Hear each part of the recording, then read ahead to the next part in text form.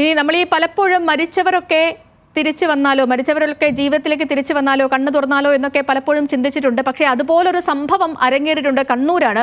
കണ്ണൂരിൽ മോർച്ചറിയിലേക്ക് മാറ്റുന്നതിന് തൊട്ടു മുൻപ് ജീവനുണ്ടെന്ന് കണ്ടെത്തിയ സംഭവത്തിൽ കുടുംബത്തിനെതിരെ AKG ആശുപത്രിയിലെ അറ്റൻഡർ ജയൻ പവിത്രന്റെ മരണം ഉറപ്പിച്ചതിനു ശേഷമാണ് കുടുംബം മോർച്ചറിയിലേക്ക് കൊണ്ടുവന്നതെന്ന് അറ്റൻഡർ ജയൻ പറയുന്നു. ബന്ധുക്കൾ വിളിച്ചു പറഞ്ഞതിനെ തുടർന്ന് ഫ്രീസർ അടക്കം തയ്യാറാക്കി വച്ചിരുന്നുവെന്നും ജയൻ കൂട്ടിച്ചേർത്തു. 11:30 ആ ടൈമിലാണ് ബോഡി കൊണ്ട് വന്നത്. അപ്പോൾ ബോഡി കൊണ്ട് നമ്മൾ ഫസ്റ്റ് എന്താ പറയുക, നമ്മൾ ജീവിച്ചിരിക്കുന്ന അതേപോലെ മരണ ഇതും നമ്മൾ ഫസ്റ്റ് വന്ന് നോക്കി എന്താ പറയുക, അതിന് ശേഷമാണ് ഫ്രീസറിൽ വെക്കലും എല്ലാം ചെയ്യുക. അപ്പോൾ ഇത് വന്ന് നമ്മൾ ആംബുലൻസ് തുറന്നു. ബാക്കി ഫോർമാറ്റ് ബുക്ക് അതിൻ്റെ കാര്യത്തിൽ ലെഡ്ജറുണ്ട് എല്ലാം എഴുതി അവരെ മൊത്തം ഫോർമാറ്റ് വാങ്ങിയിട്ട് ഫ്രീസറിലേക്ക് മാറ്റും. ആ സമയത്ത് ആംബുലൻസ് തുറന്ന സമയത്ത് എന്തോ ഒരു കൈ ഇതുപോലെ അനങ്ങുന്ന പോലെ ഒരു സംശയം തോന്നി. അപ്പോൾ എൻ്റെ കൂടെ ഇലക്ട്രീഷ്യൻ മോർച്ചറി ഓപ്പൺ ആക്കുന്ന ഇലക്ട്രീഷ്യൻ അനുവേട്ടനാണ്. അപ്പോൾ ഓരോട് ഞാൻ അനുവേട്ട അങ്ങനെ ചെറിയൊരു അനക്കം പോലെ ഇവിടെ അനക്കം തോന്നിയെന്ന് പറഞ്ഞു. നമ്മളെപ്പോഴും എന്താ പറയുക ഏട്ട ഒരു ചെറിയ സംശയമുണ്ട് എന്ന് പറഞ്ഞാൽ നമ്മൾ തൊട്ട് വെക്കുമ്പോൾ ഒരു ചെറിയൊരു പൾസ് പോലെ കാഷ്വാലിറ്റി കൊണ്ടുപോയി നമ്മൾ ഡോക്ടർ അക്ഷയ് സാറാണ് അന്നേരം ആദ്യമുള്ളത്. സാറോട് പറഞ്ഞു. സാറ് നോക്കുമ്പം ഒറ്റൂൻ്റെ അളവ് നോക്കുമ്പോൾ 100 തന്നെ ഉണ്ട്. ഡോക്ടർ പറഞ്ഞു ആള് ഡെത്തായിട്ടില്ലാന്ന് പറഞ്ഞു. നിഖിൽ അളവൂർ ചേർന്നു. നിഖിൽ, ഈ വല്ലാത്തൊരു സംഭവമാണ് നടന്നിരിക്കുന്നത്. ഇതിപ്പോ ആരാണ് മരണം ഉറപ്പിച്ചത്? എന്താണ് അവിടെ യഥാർത്ഥത്തിൽ സംഭവിച്ചത്? ഇപ്പോൾ ഈ ICUവിലുള്ള ആളുടെ ആരോഗ്യനില എങ്ങനെയാണ്? ആശുപത്രി അധികൃതർ എന്താണ് പറയുന്നത്? അറ്റപ്പൊയ്ക സ്വദേശിയായ പവിത്രൻ അദ്ദേഹത്തിന് ശ്വാസകോശ സംബന്ധമായ അസുഖങ്ങളെ തുടർന്ന് വെന്റിലേറ്ററിൽ പ്രവേശിപ്പിച്ചിരിക്കുകയായിരുന്നു.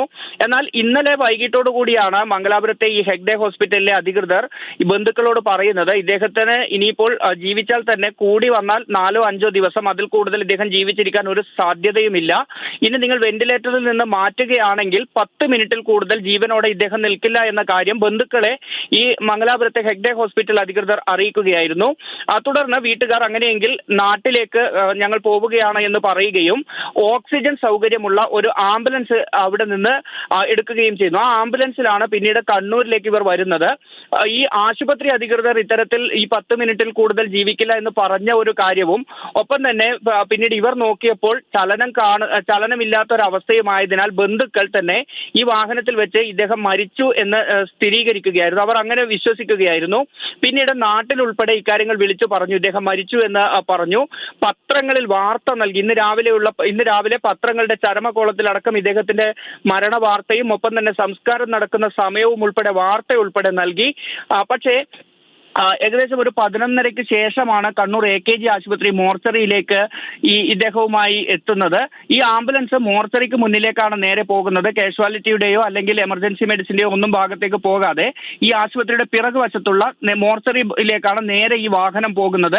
അത് നേരത്തെ അവിടെ വിളിച്ചു പറഞ്ഞ് ഫ്രീസർ ഉൾപ്പെടെ തയ്യാറാക്കി വയ്ക്കാൻ ഈ ബന്ധുക്കൾ ആവശ്യപ്പെടുകയും ചെയ്തിരുന്നു. അത് പ്രകാരമാണ് പോയത്. പക്ഷേ ഈ ആംബുലൻസ് അവിടെ നിർത്തി ആംബുലൻസിൽ നിന്ന് ഈ പവിത്രനെ പുറത്തേക്കെടുത്ത് മോർച്ചറിയിൽ മാറ്റാനുള്ള നടപടിക്രമങ്ങൾ ആരംഭിക്കുമ്പോഴാണ് AKG ആശുപത്രിയിലെ അറ്റൻഡറായ ജയന് ഇത്തരത്തിലൊരു സംശയം തോന്നുന്നത്. അദ്ദേഹത്തിന്റെ കയ്യിൽ ചെറിയ പൾസ് ഉള്ളതായി അനുഭവപ്പെടുന്നത്.